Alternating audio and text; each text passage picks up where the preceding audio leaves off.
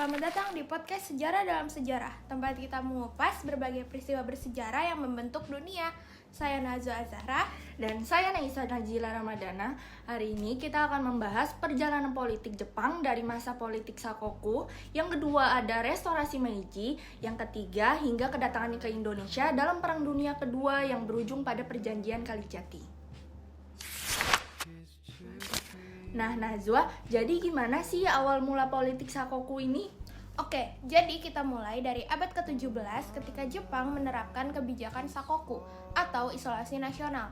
Kebijakan ini diberlakukan oleh Kesagunan Tokugawa sejak tahun 1639.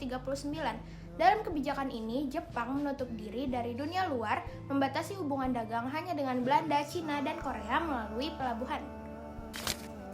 Oh begitu ya, namun tujuan dari politik Sakoku ini apa sih Nazwa? Nah, jadi tujuan utama Sakoku adalah menjaga stabilitas politik dan mencegah pengaruh asing, terutama dari bangsa barat.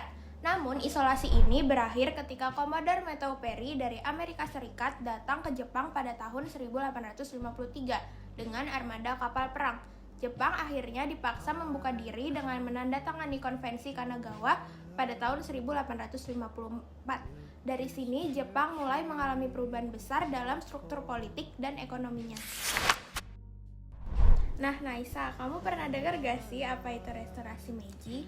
Pernah dong, jadi dengan terbukanya Jepang terhadap dunia luar, era baru pun dimulai, yaitu restorasi Meiji pada tahun 1868. Kaisar Meiji mengambil ahli kekuasaan dari shogun dan memulai reformasi besar-besaran di berbagai sektor. Jepang bergerak menuju modernisasi dengan mencontoh yang pertama sistem politik, yang kedua sistem militer, dan yang ketiga ada sistem ekonomi negara-negara barat. Terus dalam beberapa dekade, Jepang bertransformasi menjadi kekuatan industri dan kekuatan militer yang diperbarui. Jepang mulai melakukan ekspansi di kawasan Asia. Mereka mulai berfokus pada pengaruh mereka di Asia Timur dan bahkan mulai mempersiapkan langkah-langkah yang akan membawa mereka ke Asia Tenggara. Oh, jadi begitu ya awal mula tentang restorasi Meiji ini. Cukup menarik ya? Iya, benar Najwa. Nah, ngomong-ngomong tentang Jepang, kamu tahu nggak sih cerita tentang Jepang dalam Perang Dunia Kedua? Jadi, setelah berkembang menjadi kekuatan besar, Jepang mulai mencari sumber daya alam untuk menopang industrinya. Pada tahun 1941, Jepang menyerang Pearl Harbor dan secara resmi terlibat dalam Perang Dunia Kedua. Tak lama setelah itu, mereka mulai ekspansi ke Asia Tenggara, termasuk Indonesia yang saat itu masih dikuasai oleh Belanda. Oh, begitu ya. Terus Jepang mulai mendarat di Indonesia itu kapan dan di mana sih Najwa?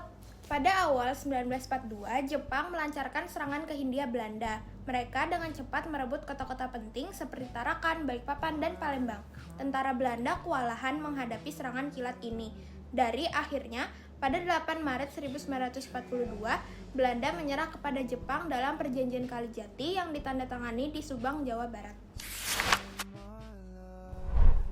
Wah, kita sudah sampai di cerita akhir nih Naisa, yaitu awal masuknya Jepang ke Indonesia sampai Perjanjian Kalijati. Seperti apa tuh kisah akhirnya?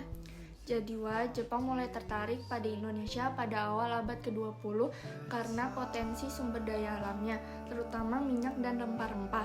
Pada 1941, Jepang memperluas ekspansi di Asia dan menyerang negara-negara seperti Cina dan negara-negara di Asia Tenggara, termasuk Hindia Belanda.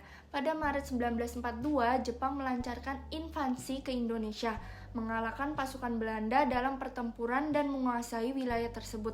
Pada 8 Maret 1942, Belanda menandatangani Perjanjian Kalijati yang menandai penyerahan Belanda kepada Jepang. Jepang mengambil alih administrasi Hindia Belanda, mengganti struktur pemerintahan, dan mengeksploitasi sumber daya alam Indonesia untuk kepentingan perang mereka. Luar biasa, bagaimana perjalanan sejarah membentuk masa depan? Sekian video podcast dari kami. Jangan lupa like, share, and subscribe podcast Sejarah dalam Sejarah. Sampai jumpa di episode berikutnya. Dadah!